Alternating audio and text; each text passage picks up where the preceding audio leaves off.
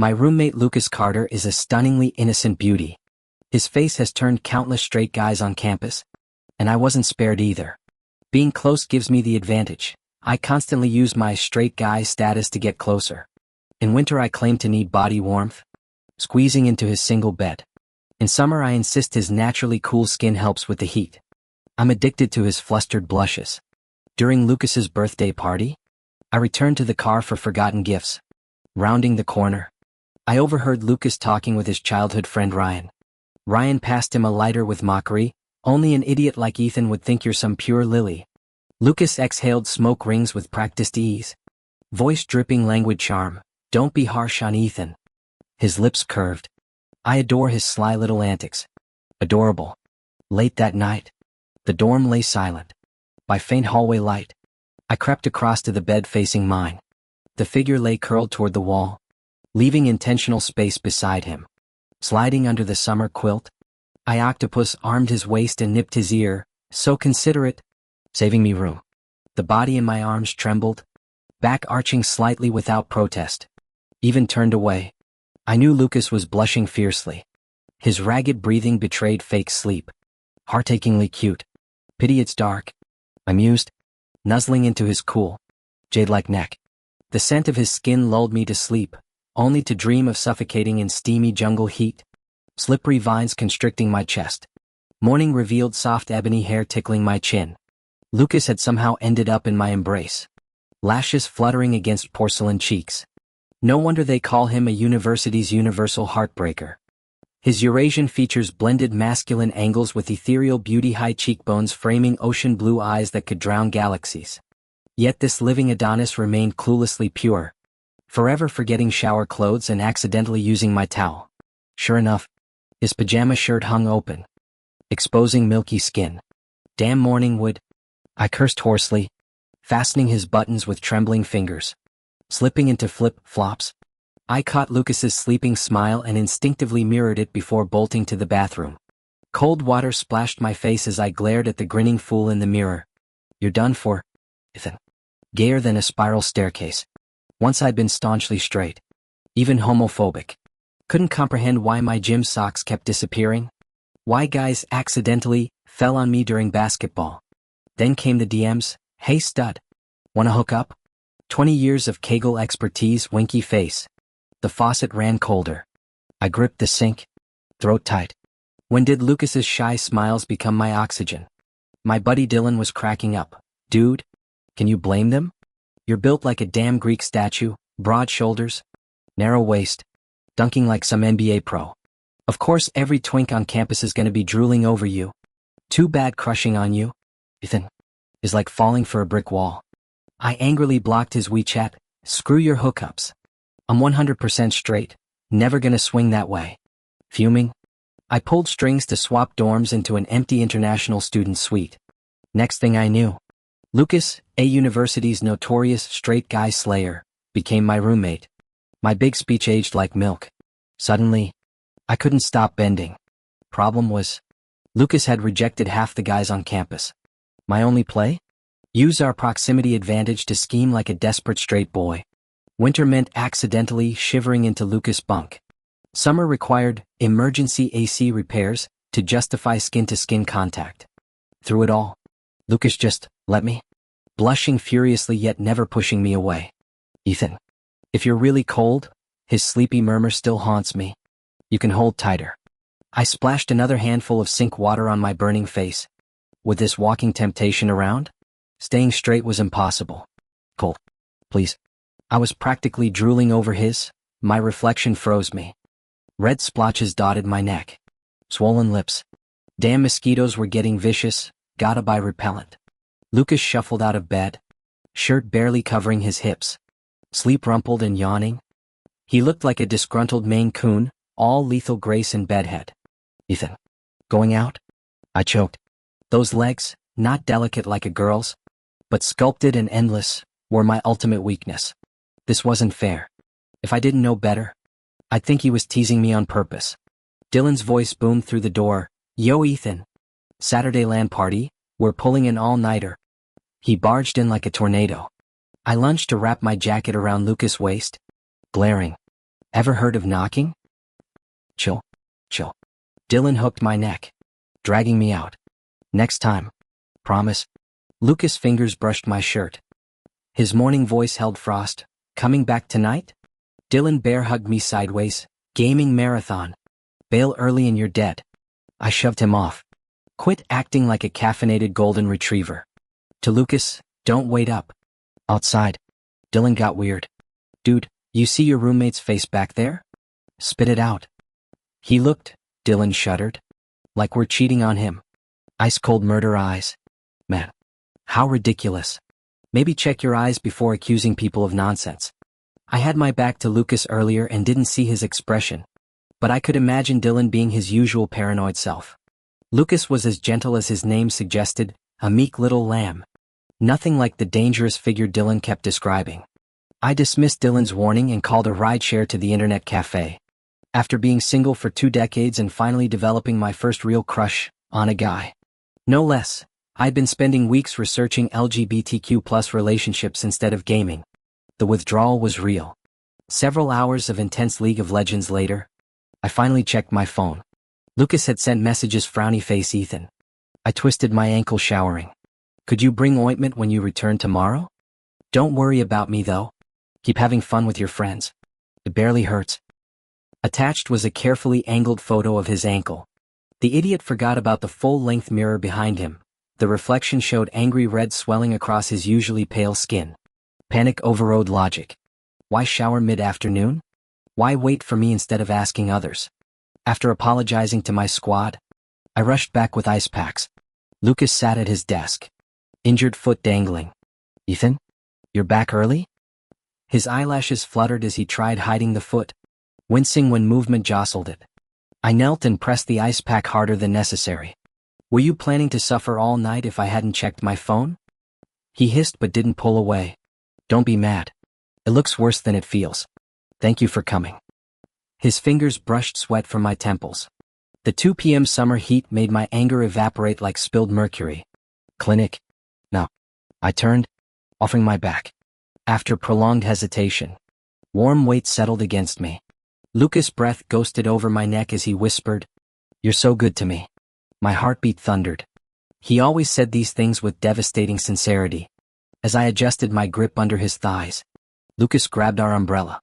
The sun's brutal. Let me shield you. I grunted affirmation. If only he knew. While he saw me as a dear friend, I schemed to claim this coveted rose for myself. The sprain wasn't serious, just weeks of crutches and anti-inflammatory meds. Our 5th floor dorm became problematic. Don't fret. Lucas said at the clinic. I've notified my advisor. I'll stay at my condo off campus. It jolted me. I'd forgotten Lucas was the youngest son of the Carter family empire. His unassuming nature hid it well. No pretentiousness. Just that endless kindness radiating from hospital chairs as summer cicadas screamed outside. Lucas moved back to his own place, which undoubtedly came with professional care services. So naturally I didn't need to worry. An inexplicable emptiness tugged at my chest. By the way, he mentioned casually, my birthday's at month end. Would you come to the celebration? No gifts needed, consider it my treat to thank you. His eyes curved into crescents, hastily adding when he noticed my hesitation. Don't worry, it's just close friends. No formalities. I agreed instantly, the sweetness spreading through me like biting into frost-chilled watermelon. Did this mean he considered me part of his inner circle? Supporting his crutches? I escorted Lucas out of the hospital where a garish red supercar idled at the curb. The driver, a pierced, roguishly handsome guy with rebellious brows, leaned out. Lucas introduced him as Ryan, his childhood friend who happened to be nearby. Ryan's gaze raked over me before quirking a mocking grin. As the tinted windows rolled up after Lucas slid in, I caught Ryan leaning intimately close through the glass, their conversation hidden behind reflections. My fists clenched. Something about Ryan screamed trouble, another rival lurking. On the party day, disaster struck. Though Lucas insisted on no gifts, showing up empty-handed felt wrong. The taxi driver saved me by returning the forgotten lapel pin. The Carter family's villa hosted an elegant private gathering. Rounding a corridor, I froze at the sight of Ryan pinning Lucas against the wall. Healed now. Lucas looked devastating in a tailored notched lapel suit, casually holding a cigarette between slender fingers.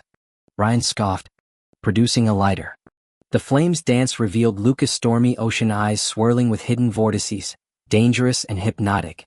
The Lucas I knew didn't smoke. All shy innocence and blushes. This version felt alien. I retreated into shadows as Ryan drawled, first moving into his dorm, then faking an ankle injury? That Ethan must really be your type. Only an idiot would buy your innocent rich boy act. Don't call him that. Lucas exhaled smoke, features blurred by haze. I adore his clumsy attempts to take advantage. It's charming. Ryan fake gagged. Take advantage? More like you're getting off on it. I stood paralyzed until Lucas crushed his cigarette, spotting me. Oops. Ryan grinned. Busted. Lucas gripped my wrist with unexpected strength, taller and leaner than I'd realized. My porcelain prince had steel beneath that delicate facade. Ethan, let me explain. He pleaded. Ryan's words clanged in my skull, calculated dorm arrangements, fabricated injuries. How much of our past was real? I pointed at the smirking observer. One question. Am I just your new plaything? Was everything a lie? His hesitation drowned my heart in acid. Not like that, Ethan. Silence speaks louder than lies. People like you, born into wealth and power, are never truly innocent. I was blind not to see it. I wrenched my hand free from Lucas and headed for the door. Within steps, Lucas caught up and grabbed my wrist again. This time he gave no quarter, hauling me into a nearby room. The lock clicked shut as he pinned me against the doorframe, his fingers toying with my shirt buttons while shadows danced in his eyes. What are you doing? My glare held no power against his iron grip. Lucas's Adam's apple bobbed, his breath scorching my face. Ethan, have you ever considered that your definition of deception differs from Ryan's? Before I could respond, his mouth crashed onto mine. One hand shackled my wrists while the other tilted my chin, devouring every whimper. The abandoned storage room's heavy curtains blocked all light, amplifying every obscene sound of our struggle. His ruthless intimacy reduced my past casual touches and hugs to child's play. When he finally released me, I glared daggers. Lucas brushed sweat-damp hair from my forehead, his gentle touch belying his words. I won't apologize for kissing you without consent, Ethan. Now you're staying to hear the truth. Oh really? I spat, legs still trembling. Kiss someone senseless to make them listen? Genius. His thumb grazed my swollen lips. True. I deceived you. Ryan's crude. But I never saw you as some plaything. I moved into your dorm to be near you. Faked that ankle sprain because I hated your nights out. The confession stuttered my breathing. Lucas's gaze dropped to my ill-fitting dress shirt, bought specially for his birthday, now stretched taut across my chest from our struggle. From the moment you arrived. His voice thickened. All I've wanted was to ruin this shirt. Make you think twice before dressing like this again. Reality dawned. The real Lucas bore no resemblance to the easygoing friend I'd known. Flustered and indignant, I stammered. Why the act then? He straightened my collar. Transformation complete from predator to gentleman. You said you hated guys hitting on you. What choice did I have? As I opened my mouth, his fingers sealed my lips. Why you? His smile held decades of longing. Because when you lectured that homophobic jerk sophomore year, I realized this blazing son of a man could either burn me alive or light my world. I had to risk getting closer. Before I moved into the dorm, I didn't know you existed. Lucas pressed his thumb against my swollen lips with punishing pressure, his gaze smoldering. Ethan, your memory's truly terrible. The click of a key turning in the lock echoed. My eyes darted to the conspicuous bulge beneath Lucas's tailored slacks before I turned away. He leisurely released me, draping his suit jacket over his forearm to strategically conceal the evidence of our encounter. I scrambled sideways as the door swung open. The Carter family's butler froze mid-step, eyes widening at the sight of us. Young Master Lucas? Mr. What? I heard noises and thought we had intruders. A deep chuckle rumbled from Lucas's throat. Just handling urgent business. Carry on then, sir. The butler retreated with knowing amusement. Heat flooded my face until I felt ready to spontaneously combust. Urgent business? The audacity. Isn't sneaking around its own form of theft? Lucas's whiskey, smooth voice followed me as I fled the storage room. Don't you agree, Ethan? I practically sprinted through the Carter estate's wrought iron gates, that burning gaze searing into my back. Miraculously, the cabite arrived and still idled at the curb. "Keep the fare as compensation," I blurted, collapsing into the back seat. "Just get me back to ASU." Back in my dorm, basketball teammate Max Wolf whistled from the hallway. "Whoa, Ethan. Which lucky girl gave you those bee-stung lips?" His roommate Oliver ducked his head, ears flushing crimson. "Fuck off, Max." I slammed the door on their laughter. Let him find his own 6'2" girl with monster equipment someday. The bathroom mirror reflected swollen lips, formerly pale pink, now thoroughly ravaged cherry red. My sweet, innocent boyfriend had morphed into a ravenous beast overnight. Desperate, I dialed Dylan. "Dude, bring beer. Emergency breakup session." My so-called friend sent brews via delivery, too busy canoodling with his new girlfriend.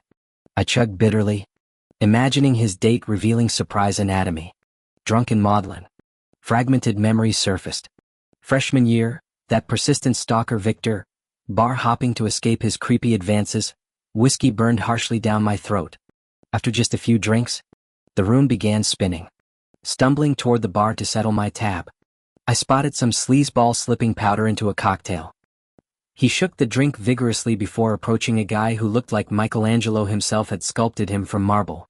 Those eyes, crystalline blue like Hawaiian tide pools, held such innocent clarity they practically screamed easy target.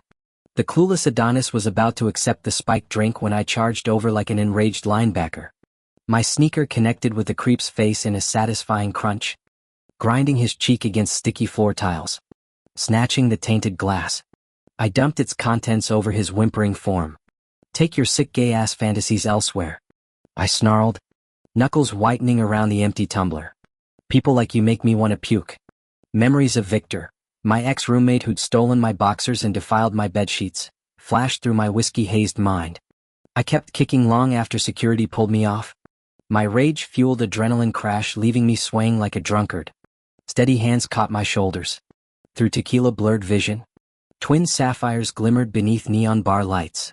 "I'm Lucas Carter," rumbled a voice smoother than top-shelf bourbon. "And you?" Grabbing his shirt collar, I hauled those ocean eyes level with mine. "We heroes only need one name," I declared, thumping his back like a frat brother. "Call me fucking Batman. Later." Cool cloth soothed my feverish face later. Half-conscious, I nuzzled into the palm caressing my cheek. Something slender brushed my lips. Instinct made me suckle the digit before spitting it out with a disgusted grimace. A sharp inhale echoed in the dark. Morning light stabbed my retinas. Shower steam curled from the bathroom where Lucas emerged, water droplets tracing his collarbones beneath an oversized tee. Milky thighs flashed beneath gym shorts as he prowled toward me. "Enjoying the view?" He caged me against the headboard, damp hair dripping onto my chest. When I turned scarlet, his smirk deepened. "No? Then let me describe what I see. Sun-kissed skin I want to taste. Lips begging to be bitten. Pecs that'd make Greek gods jealous." Calloused fingertips ghosted over every praised inch until I trembled. He pressed our foreheads together, intensity burning through me. 30 seconds to push me away. "Ethan." His breath mingled with mine. "Or I swear to God, I'll show you exactly how a Carter loves." They say if you maintain eye contact with someone you love for more than 30 seconds, you can't resist kissing them. Dreams don't immediately resurface upon waking, but get triggered later by random moments that activate the hippocampus. Now I finally understand what Lucas meant about my bad memory. Turns out we'd actually met once before. But I got blackout drunk that night and forgot everything by morning. I forgot to push him away. Just stared dumbly at Lucas's face hovering inches from mine. 1, 2, 3, 4, 30. His eyes darkened as he closed the distance. Lips crushing against mine with the faint scent of lemon mint, my body wash. He devoured me like a man starved. When he finally released me, I gasped for air. Eyes burning. "You shameless bastard. You didn't even count to 30 properly." Lucas looked utterly unrepentant. "Lasting 30 seconds near you? Impossible," he purred, gaze dropping pointedly lower. Besides, his rough whisper grazed my ear. "You didn't exactly hate it either, Ethan." The bastard had the audacity to smirk. Quite the opposite. I spent the whole next day rotting in my dorm. Dylan. That heartless bastard. Kept asking why I looked so lovesick. What could I say? That the campus's most sought-after guy in the gay scene. The self-proclaimed straightest dude immune to all twinks. Just got played by his fake innocent roommate? More like a poisonous poppy flower than some delicate lotus. Months passed in this chaotic rhythm with Lucas. Rumors spread across campus that I'd tamed the beautiful Lucas Carter, breaking countless hearts. Never thought I'd see Victor again. The whole thing was too disgusting to report. After beating him up in that alley and warning him to stay away, I thought it was over. But there he was, lurking near our dorm path at night. Objectively, Victor wasn't bad looking, but his slouched posture and those damp moss eyes made my skin crawl. He lunged from the flower bed, aiming to embrace me. Lucas yanked me aside just as Victor's face planted on the pavement. Ethan. Victor wailed. They say you're with this slut. But it can't be true. You don't even like men. What's so special about him? Snot dripped down his chin. You said I looked nice after I got this haircut. Why won't you look at me? I remembered the timid underclassmen who meticulously cleaned shared bathrooms while others trashed them. Out of pity? I'd once advised, you've got nice features. Stand taller, people would notice you more. Never imagined it'd twist into this. Lucas's expression turned arctic, regarding Victor like sidewalk gum. Then his eyes shifted. I knew that look. Right on cue. The drama queen activated. Lucas sauntered over, covering a mock concerned smile. Let's compare notes, shall we? His honeyed voice dripped venom. Height? I win. A manicured finger tilted Victor's quivering chin. Looks? Still me. In conclusion, I'm better than you in every way. Don't you agree, Ethan? Lucas finished his taunt before nestling into my arms with exaggerated clinginess. Well, am I right? Won't you say something? Honey? I'd had enough. Truly enough. Grabbing Lucas' hand, I hurried us away from this excruciating scene, pausing only to throw final words at Victor.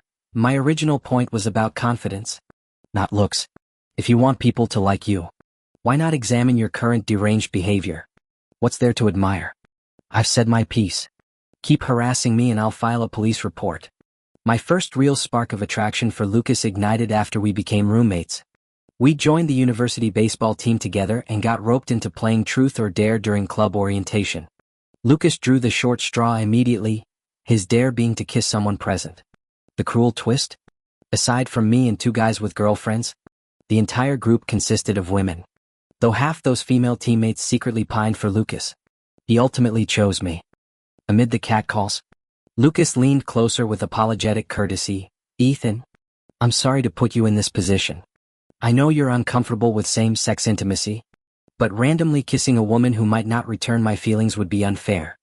If you're willing, may I kiss you? Something shifted in my chest. I nodded. His lips brushed mine like cherry blossom petals grazing water, soft, fleeting, with trembling lashes casting snowflake shadows. I imagined winter frost clinging to those dark eyelashes, shaking loose in powdered showers that cleansed my entire world. Present-day Lucas bore little resemblance to that cautious boy. Now he operated with bold transparency that left me breathless. What are you thinking about, Ethan? The Lucas I first met. His fingers trailed from my crown to shoulder blades before crushing me in a desperate embrace. Uncharacteristic vulnerability colored his voice. I'm grateful I didn't end up like that guy back there, someone you despise despite loving their facade. But getting an inch makes me crave miles. So my punishment for you is to feed this greed. Punish me by loving both my crafted image and raw truth. This is who I am, insatiable. Will you accept this sentence, Ethan? The Lucas who'd calmly faced me after I caught him whispering with Ryan at that birthday gala now couldn't meet my eyes, braced for rejection. Yet I recognized this as Lucas' unique love language, not confession, but demand. Just as I'd nodded during that long-ago dare, I nodded now. Loving one facet of someone doesn't preclude adoring the rest. Humans contain multitudes. With Lucas, every transformation revealed new allure, water reshaping to its vessel while remaining essentially pure. I'd been naive, mistaking Lucas' sweet nothings for romance. I forgot, when scheming to drag someone to bed, men will say anything. Those honeyed honey-ass and baby has melted my resolve as pale limbs coiled around me. Hot breath fogging my chest. Why so tense, darling? And my fantasies. I'd been the stammering confessor. Reality inverted the dream. Now I swear, no matter how beautifully Lucas purrs endearments, I never want to hear, honey, again. Epilogue. The real Lucas. Truthfully, Lucas Carter had always collected playthings. It wasn't about childish toys, building blocks, or models. Inanimate objects could never compare to the twisted complexity of human nature. Manipulating hearts and minds was Lucas Carter's greatest talent. Born with a silver spoon in his mouth as the youngest heir of the elite Carter family, Lucas had always been the dazzling center of attention. But were people drawn to the moon itself?